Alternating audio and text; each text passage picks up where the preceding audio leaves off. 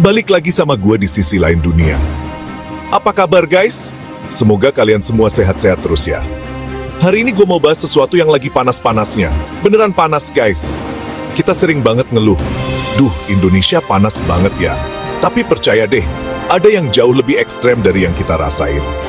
Kali ini kita bakal kupas tuntas 6 gelombang panas paling mengerikan yang pernah terjadi di berbagai belahan dunia. Ini bukan cuma soal keringetan doang, bisa sampai bikin negara lumpuh, kebakaran hutan di mana-mana, bahkan sampai merenggut nyawa. Kita bakal keliling dunia, India, Amerika, Eropa, Australia, Kanada, Cina. Kita akan lihat gimana negara-negara ini berjuang melawan suhu yang gila-gilaan. Setiap cerita punya kengeriannya sendiri guys. Tapi, dari semua itu, ada satu negara yang mengalami gelombang panas paling parah. Kalian pasti nggak nyangka, negara ini adalah Cina. Kenapa Cina bisa jadi yang terparah? Apa yang bikin gelombang panas di sana beda dari yang lain? Tenang, guys, semua akan kita bongkar di video ini. Kita bakal lihat datanya, faktanya, cerita-cerita di baliknya yang bikin merinding. Jadi, siap-siap ya. Karena setelah nonton ini, kalian bakal lebih bersyukur sama cuaca di Indonesia. Siapin cemilan, siapin minuman dingin. Langsung aja, kita gaskun! Oke guys, pemberhentian pertama kita adalah India. Negara dengan populasi super padat ini udah langganan banget sama yang namanya gelombang panas. Tapi ada satu momen yang bener-bener parah, gelombang panas 2015. Bayangin aja, suhunya itu bisa tembus sampai 48 derajat Celcius. Bahkan di beberapa tempat ada yang nyaris 50 derajat. Itu bukan lagi panas, itu kayak kita lagi di oven. Saking panasnya, aspal di jalanan sampai meleleh. Orang-orang yang jalan kaki, sandalnya bisa nempel di jalan. Bahkan ada video-video yang viral nunjukin zebra cross, jadi melengkung-melengkung. Aktivitas sehari-hari jadi terganggu total. Orang-orang jadi takut buat keluar rumah. Dampaknya ke masyarakat itu luar biasa menyedihkan. Lebih dari 2.500 orang meninggal dunia guys. Kebanyakan korbannya adalah para pekerja konstruksi, petani, dan tunawisma yang nggak punya pilihan selain tetap di luar ruangan. Mereka nggak punya akses ke pendingin ruangan, atau bahkan tempat berteduh yang layak. Nggak cuma manusia yang jadi korban, hewan-hewan juga banyak yang mati karena dehidrasi dan kepanasan. Burung-burung berjatuhan dari langit, ternak mati di kandangnya. Sumber air kayak sungai dan danau banyak yang mengering. Petani gagal panen besar-besaran karena tanamannya layu sebelum dipanen. Ini menyebabkan krisis pangan dan kerugian ekonomi yang nggak sedikit. Pemerintah Hindia waktu itu sampai harus mengeluarkan peringatan darurat. Mereka membuka tempat-tempat penampungan umum yang dilengkapi kipas angin dan air minum gratis. Kampanye besar-besaran dilakuin buat ngingetin orang-orang supaya minum banyak air dan nggak keluar rumah di siang hari. Tapi tetap aja, dengan populasi sebesar India, nggak semua orang bisa terjangkau. Kejadian di India ini jadi pengingat buat kita semua, guys. Gelombang panas itu bukan cuma masalah cuaca yang nggak nyaman. Ini bencana alam yang mematikan. Dari sini, kita bisa lihat betapa pentingnya infrastruktur yang tahan cuaca ekstrem dan perlindungan sosial bagi kelompok rentan. Gimana caranya kita bisa lebih siap menghadapi ancaman yang sama di masa depan? Ini pertanyaan besar yang harus kita jawab bareng-bareng. Guys, lanjut! Lanjut guys! Sekarang kita terbang ke benua Amerika, tepatnya ke Amerika Serikat. Negara adidaya ini juga nggak luput dari amukan gelombang panas. Salah satu yang paling terkenal dan bikin heboh adalah fenomena yang disebut heat dome atau kubah panas. Ini kejadiannya di wilayah Pacific Northwest pada tahun 2021, mencakup negara bagian seperti Washington dan Oregon. Jadi, apa sih heat dome itu? Coba bayangin ada tutup panci raksasa yang transparan di atas sebuah wilayah. Nah, tutup panci ini adalah sistem tekanan tinggi di atmosfer yang memerangkap udara panas di bawahnya. Udara panas itu nggak bisa kemana-mana, jadi dia cuma muter-muter di situ aja. Dan makin lama makin panas karena terus-terusan disinari matahari. Akibatnya, suhu di bawah kubah itu meroket gila-gilaan.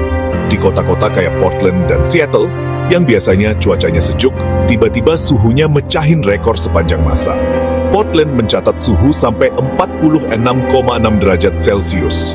Padahal normalnya di sana itu adem ayem guys. Orang-orang di sana nggak siap. Banyak rumah yang bahkan nggak punya AC, karena emang nggak pernah butuh sebelumnya. Tiba-tiba, mereka harus berhadapan dengan panas kayak di gurun. Akibatnya fatal banget.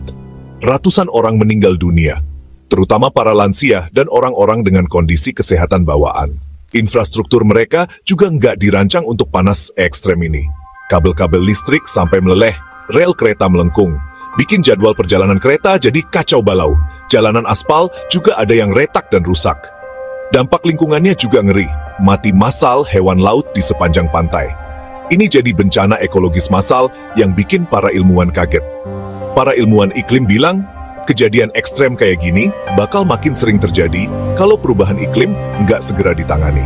Dulu mungkin sekali dalam 1000 tahun, sekarang frekuensinya makin sering. Pemerintah lokal sampai harus membuka cooling centers, seperti perpustakaan dan community center, supaya warga bisa ngadem. Tapi ini cuma solusi sementara. Pelajaran dari Amerika ini adalah, nggak ada negara yang kebal dari dampak perubahan iklim. Sekalipun negara maju, alam tetap punya kekuatan yang bisa bikin kita bertekuk lutut. Lanjut ke Eropa. Oke guys, dari Amerika kita nyebrang Samudra Atlantik menuju Eropa. Benua yang terkenal dengan kota-kota bersejarah dan cuaca sejuk ini juga lagi berjuang keras melawan gelombang panas yang makin brutal. Dulu orang Eropa mungkin nungguin musim panas, tapi sekarang musim panas seringkali datang bawa teror. Salah satu yang paling parah itu terjadi pada tahun 2003. Kita fokus ke 2003. Ini dianggap sebagai salah satu bencana alam terburuk di Eropa dalam 500 tahun terakhir. Negara yang paling parah kena dampaknya adalah Prancis. Di Paris, kota romantis yang biasanya indah, suhunya nggak turun di bawah 23 derajat Celcius di malam hari selama berminggu-minggu. Siang harinya, suhu bisa mencapai 40 derajat Celcius. Ini bencana besar buat kota yang bangunannya dirancang untuk menyimpan panas, bukan melepaskannya. Dampaknya sangat mengerikan. Diperkirakan lebih dari 70.000 orang di seluruh Eropa meninggal akibat gelombang panas 2003. Di Prancis aja, korbannya mencapai 15.000 orang. Kebanyakan adalah lansia yang tinggal sendirian di apartemen tanpa AC. Sistem kesehatan mereka lumpuh total. Rumah sakit penuh sesak, kamar mayat nggak cukup, sampai-sampai mereka harus pakai truk pendingin buat menyimpan jenazah. Suasananya bener-bener suram, guys. Gelombang panas ini juga memicu kekeringan parah.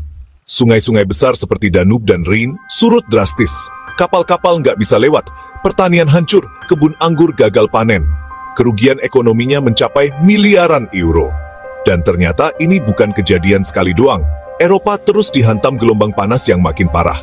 Di tahun 2022, Inggris untuk pertama kalinya mencatat suhu di atas 40 derajat Celcius. Spanyol dan Portugal berjuang melawan kebakaran hutan hebat. Eropa yang dulu kita kenal adem, sekarang harus beradaptasi dengan new normal yang jauh lebih panas. Mereka mulai membangun taman, pohon jalanan, atap hijau, dan mengubah aturan bangunan supaya lebih tahan panas.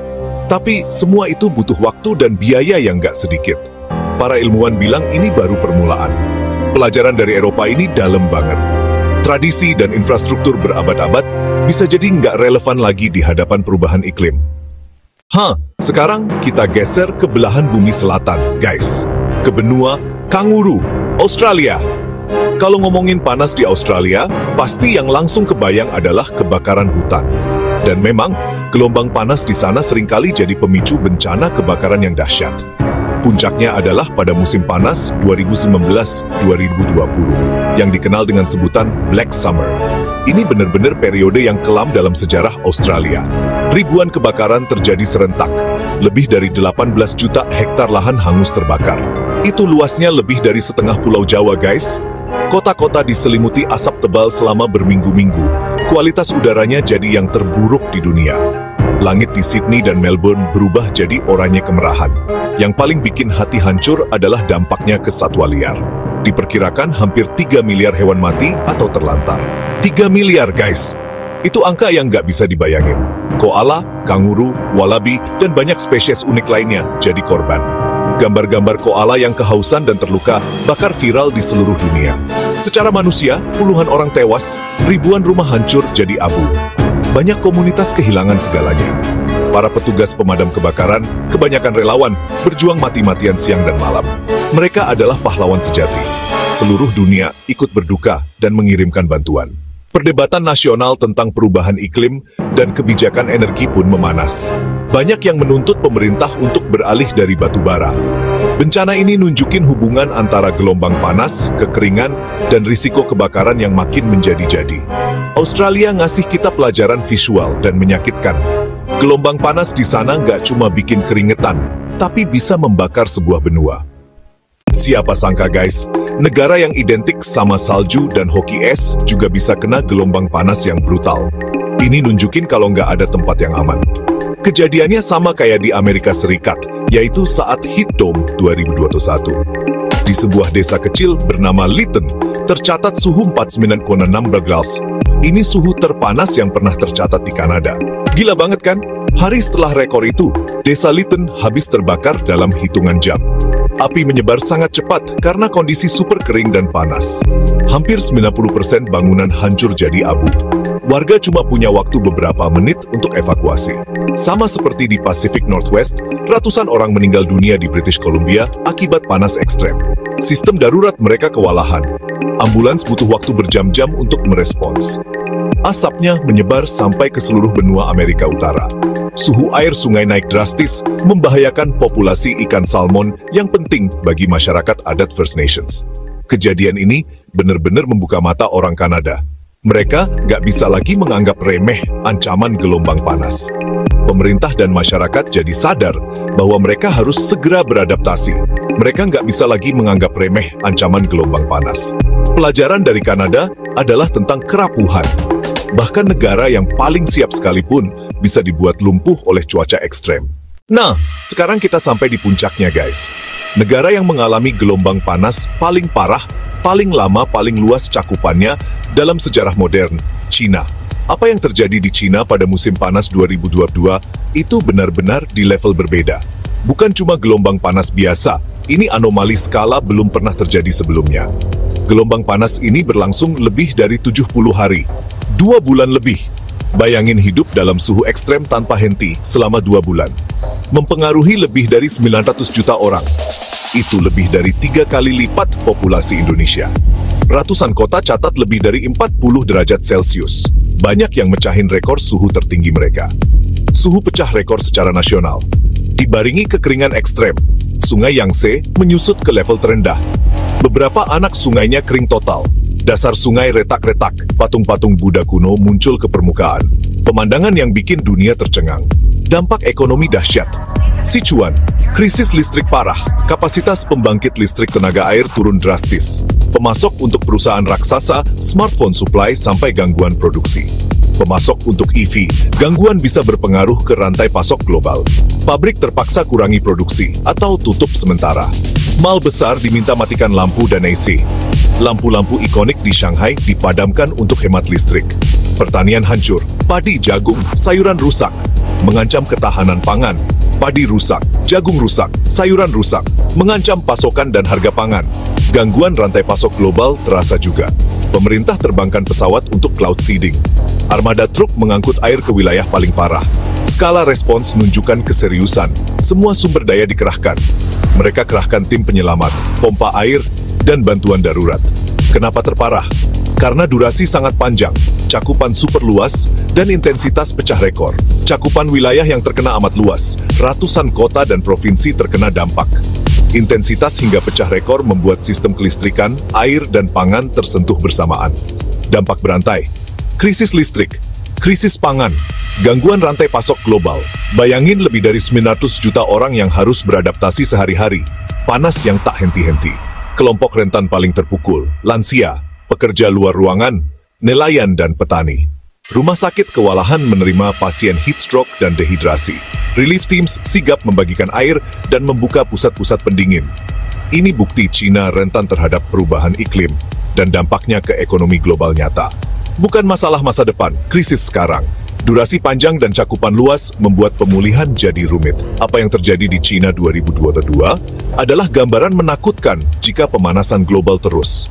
Ini adalah peringatan terakhir, guys. Kalau kita nggak bertindak, skenario ini bisa jadi lebih sering dan lebih parah. Gila, guys. Bener-bener merinding ya, dengar cerita-cerita tadi. Ini bukti nyata kalau bumi kita lagi nggak baik-baik aja. Mulai dari hal-hal kecil, tanam pohon, hemat listrik, kurangi plastik. Pilih transportasi umum atau sepeda, sebarkan kesadaran. Suara kita penting. Terima kasih sudah nonton, like, komen, dan subscribe channel Sisi Lain. Share ke keluarga dan teman. Sampai jumpa.